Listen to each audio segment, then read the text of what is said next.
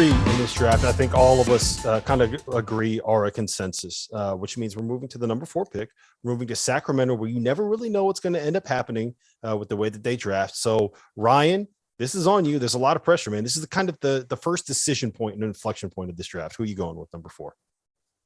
And Rob, that's why when Jeff asked me to do this mock draft, I said, I'll do it, but I want the 4th pick. To me, this is where the excitement begins. The top 3 went according to form. Obviously, Sac made a big deal last year, bringing in Domantas Sabonis and De'Aaron Fox. As we know, they unfortunately have the longest playoff drought in NBA history, which they would like to end. So I'm going to throw a curveball here. I'm going to trade this pick to Indiana for Tyrese Halliburton. No, I'm just kidding. I'm not going to do that.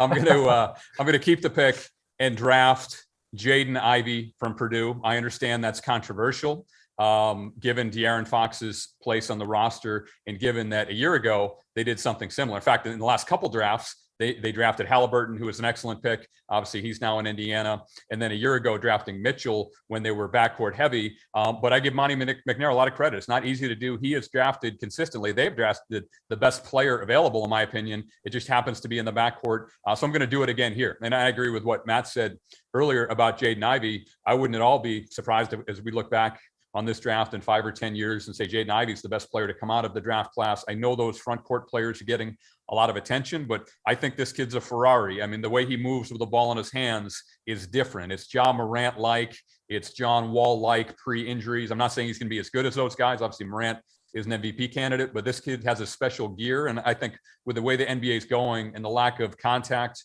with the ball handler, it's going to be really difficult, if not impossible, to stay in front of Jaden Ivey.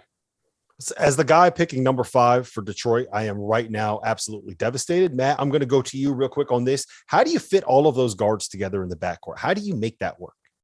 Yeah, it doesn't feel like a great fit. And on our mock draft on Basketball News, I do have Jaden Ivey going number 4. I think this is a strong candidate to a pick that could be moved. I know there's a lot of teams that feel the same way that Ryan and I do about Ivey. And I've heard the exact phrase Ferrari when describing him before too.